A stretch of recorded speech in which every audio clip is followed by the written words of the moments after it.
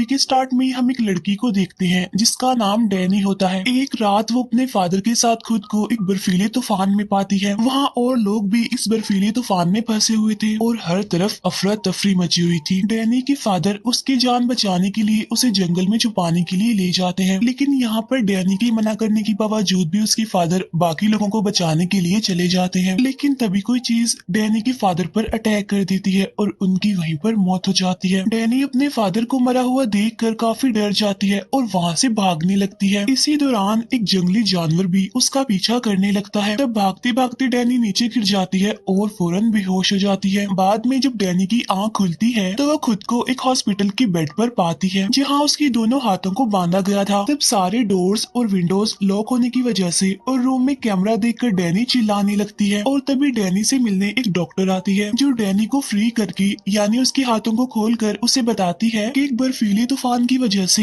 तुम्हारे एरिया के सारे लोग मारे जा चुके हैं और डैनी एक अकेली सर्वाइवर है, यानी जो उस बर्फीले तूफान में सर्वाइव कर गई है। लेकिन डैनी ये बात मानने को तैयार नहीं थी और बताती है कि उस रात किसी जंगली जानवर ने मेरा पीछा किया था। ये बात सुनकर वो डॉक्टर डैनी को उसके फादर का नेकलेस देती है। इसके बाद वो डैनी को बताती है कि असल में तुम एक म्यूटेंट हो और तुम्हारी तरह और भी बहुत सारे म्यूटेंट्स हैं जिनके साथ तुम्हें यहाँ पर रहना है तब तक जब तक कि वो अपनी पावर्स के बारे में जान नहीं लेती और उन पर कंट्रोल करना सीख नहीं लेती। हालांकि डैनी तो अपनी पावर्स के बारे में कुछ भी नहीं जानती थी। इसके बाद डैनी को उसका रूम दिया जाता है जहाँ कैमरा के जरिए उस पर नजर रखी जाएगी। नेक्स्ट डे डैनी कुछ और म्यूटेंट से मिलती है, यानी जिनके साथ उसने इस फैसिलिटी में रहना था। पहले हमें रैन दिखाई जाती है जहाँ उसके पास वुल्फ में चेंज होने की पावर थी, लेकिन अब वो एक स्ट्रेस से गुजर रही थी जब से प्रीस्ट ने उसे विच समझकर उसे मारने की कोशिश की थी। इसके बाद इलियाना के बारे में बताया जाता है जो हर टाइम अपने साथ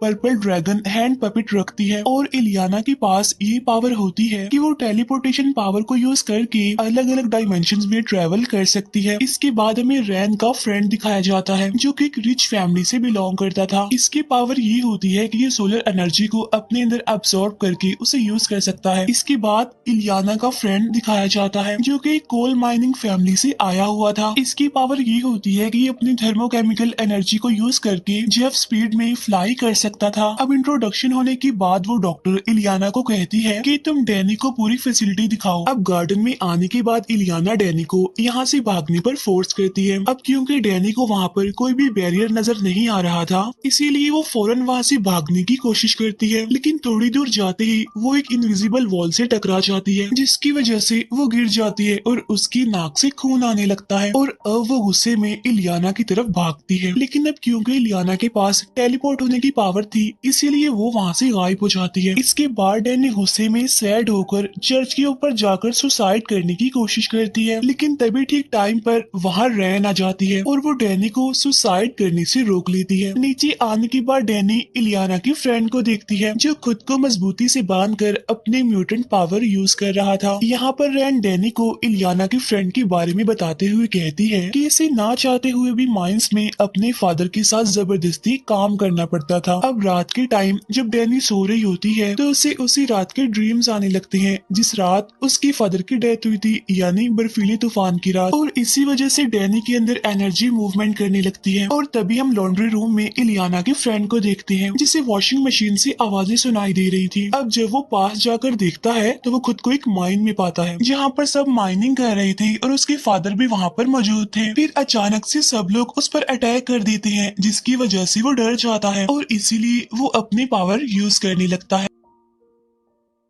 फिर नेक्स्ट डे डैनी नहाते हुए रैन से उसकी बॉडी पर बने डब्ल्यू साइन के बारे में पूछती है, लेकिन रैन उसे कुछ भी बताने से मना कर देती है। इसके बाद रात को डैनी और इलियाना के बीच फाइट होने लगती है और यहाँ पर इलियाना अपनी पावर से डैनी पर अटैक कर देती है, लेकिन तभी वो डॉक्टर वहाँ पर आकर उन्हें रोक लेती है और दोनों को अलग अलग सेल में बंद कर देती है। यहाँ डैनी को इलियाना की आवाजें सुनाई देने लगती है जहाँ इलियाना स्माइली मैन के बारे में सोच रही थी क्योंकि वो उससे डरती थी। यहीं पर डैनी को एक विजन सिचुएशन आता है जहाँ उसके ऊपर एक काफी बड़ा बीस्ट अटैक कर देता है। इसके बाद जब कैमरा काम नहीं कर रहा होता तो वो डॉक्टर डैनी के सेल में आती है जहाँ वो देखती है कि डैनी की पूरी बॉडी पर ब्लड लगा हुआ है। फिर नेक्स्ट डे वो डॉक्टर डैनी का ब्लड सैंपल लेते हुए उसे बताती है कि तुम सब न्यू म्यूटेंट्स हो और न्यू म्यूटेंट्स बाकी म्यूटेंट्स की निस्बत ज्यादा पावरफुल और खतरनाक होते हैं। खतरनाक वो इसलिए होते हैं क्योंकि उन्हें अपनी पावर पर कंट्रोल नहीं होता और इसीलिए ये फैसिलिटी बनाई गई है ताकि उन्हें पावर कंट्रोल करने के लिए सही ट्रेनिंग दी जा सके और साथ साथ उनका ट्रीटमेंट भी हो। रात के टाइम वो बाकी म्यूटेंट्स डैनी को एक रूम में लेकर जाते हैं जहाँ वो लाई डिटेक्टर की मदद से 1 by 1 गेम खेलते हैं। यानी ये एक ऐसी डिवाइस थी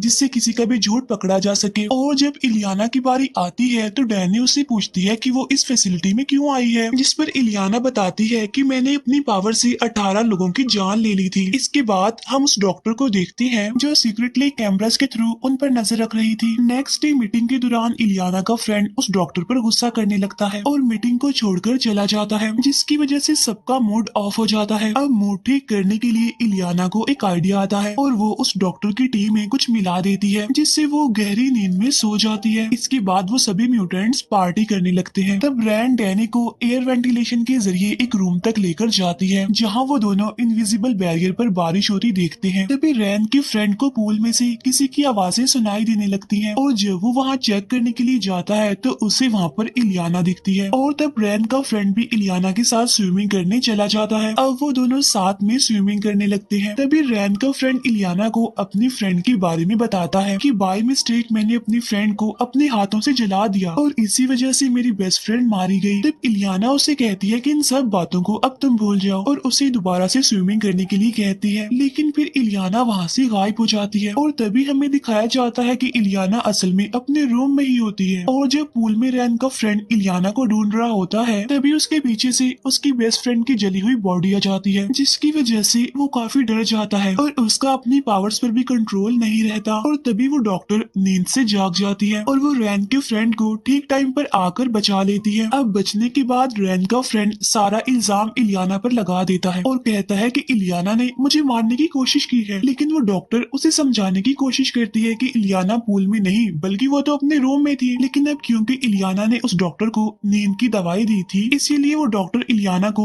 फिर से सेल में बंद कर देती है। इसके बाद डैनी का ट्रीटमेंट शुरू हो जाता है। यहाँ पर वो डॉक्टर डैनी की पावर जानने के लिए उसे रिलैक्स करने के लिए कुछ इंजेक्शंस लगाती है, साथ साथ वो उसे कुछ क्वेश्चंस भी करने लगती है और तभी डैनी को फिर से उसी रात के विजन्स आने लगते हैं और साथ साथ उधर इलियाना को भी स्माइली मैन की ड्राइंग दिखती है और तभी रैन पर भी वो प्रीस्ट अटैक कर देता है जिससे वो डरती है और तब रैन की वुल्फ वाली आवाज सुनकर सब उसके पास चले जाते हैं। उसी टाइम इलियाना को डैनी की पावर्स के बारे में पता चल जाता है, यानी ये सब कुछ डैनी की वजह से ही हो रहा है और उसे लगता है कि डैनी सबके दिमाग में घुसकर उनके डर से खेल रही है क्योंकि सबको वही नजर आ रहा था जिससे वो डरते थे। इसीलिए गुस्से में आकर इलियाना डैनी पर अटैक कर देती है और अपनी ही बनाई गई एक अलग डायमेंशन में उसको लेकर जाती है। लेकिन डैनी अपनी अननोन पावर को यूज करके अपने फेस पर वही स्माइली मैन का फेस ले आती है जिससे इलियाना डरती थी और उसे देखकर इलियाना काफी डर जाती है।